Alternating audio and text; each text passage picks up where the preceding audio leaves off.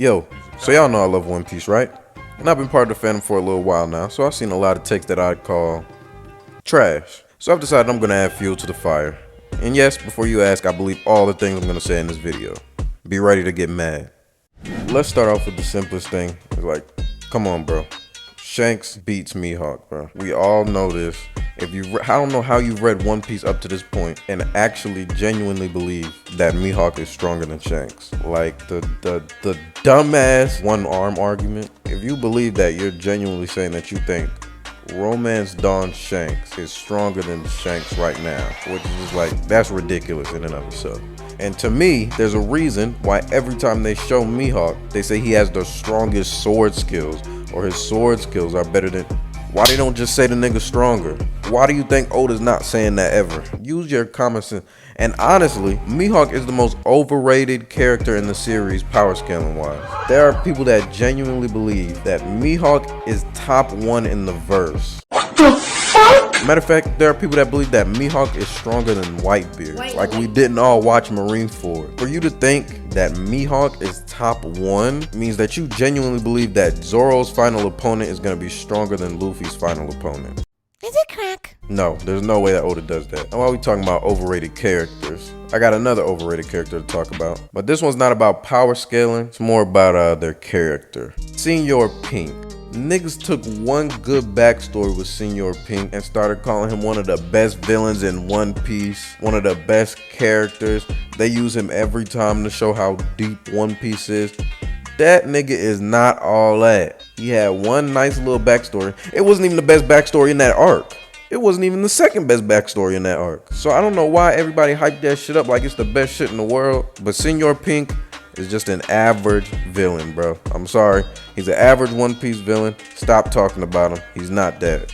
Now let's move over to the Straw Hats. Luffy, Zoro, and Sanji. I think it's a pretty popular thought right now that Luffy and Zoro have some type of 1A, 1B thing going on. Or that Zoro is very close behind Luffy. But I would argue that Zoro is closer in strength to Sanji than he is to Luffy. Like, everything that we have seen in the series so far, every time we see a Yonko and their first commander, that gap is insane. And I don't know why people just assume that that would just be different for Zoro and Luffy. But the levels that Zoro and Luffy fight at are not at all close. I'm sorry. Luffy fights toe-to-toe with emperors. Zoro cannot do that. I'm sorry, bro, you just can't do it. He tried to fight emperors. We seen him. They broke every bone in his body. And then don't do that. It was a combined Yonko attack. If it takes 2 attacks to break every bone in your body, you not supposed to be fighting them niggas. I'm sorry, bro, you're not supposed to be out there. And that's why he got knocked down. And what happened when everybody got settled in their spot for their final fight?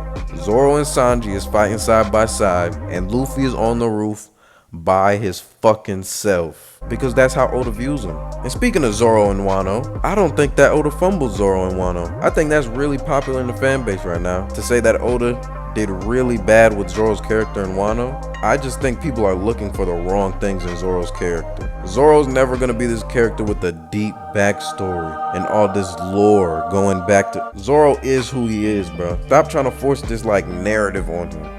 Y'all made up the storyline y'all wanted for Zoro and Wano and got mad at Oda because he didn't write it. Like, that was never the story he was intending on writing.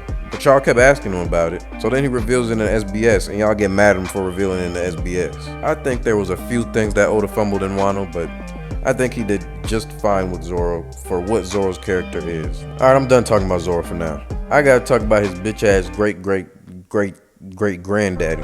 That nigga was not that strong, bro. Like, why do people think that he's the strongest nigga in the series so far? Like, I don't even know where people are getting that from. I've seen multiple people just throw out the claim that Ryuma is stronger than Roger and Whitebeard, and why? And nobody ever argues against it. Everyone's just like, yeah, Ryuma was just stronger than them. That nigga has no feats besides he beat a dragon, which we have no idea what the fuck that means. Like, why are people arguing as if Roger couldn't have beat a dragon or Whitebeard couldn't have beat a dragon? Ryuma, as far as like historical figures in One Piece go, he is the most overhyped. People just throw out insane things for how strong they think Ryuma was with nothing to back it up, and no one ever argues against it for some reason. One of my overarching takes about One Piece that I think a lot of people disagree with, I think that the Marines are going to be a lot stronger than people think. I think people like Kobe, people like Kizaru, people like Akainu for sure are going to really surprise people when they show up. I think a lot of people are expecting the Marines to kind of be beneath us when we get to them, but I think the Straw Hats are going to have a little bit of trouble with the Marines. Actually, a lot of trouble with the Marines. Like Smoker, I think next time we see Smoker, he's probably going to be Admiral level. And I saw something floating around about this on Twitter, but I think next time we see him, he might have awakened his devil fruit. And he might be the first person we see with an awakened low gear that we're aware of. I don't know what that's going to look like, but I think it's interesting. And I put all my stocks in Kobe, nigga. If Kobe is not super strong next time we see him, I'm finished. Cause I put everything into Kobe. It's just like what happened with Garp though, cause I put everything into Garp and I was right. So I'm gonna take that chance with Kobe too, cause he the Garp of this generation. Yeah. To finish it off, I have a take that I never thought would ever be controversial in One Piece, but I see a lot of arguments against it lately. Roger is the strongest person in the story that we have seen so far. No contest. That's why he's anything.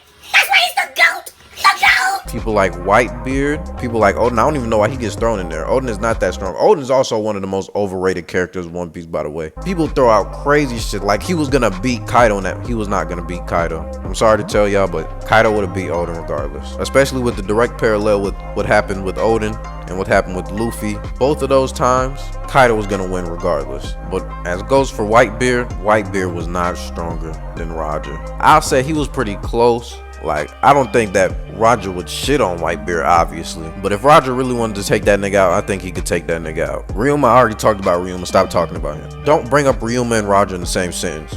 That's all I'm saying. But yeah, man. Those are some of my hot takes. Let me know what y'all think. If y'all agree or disagree in the comments. Yeah, man. I'm gone.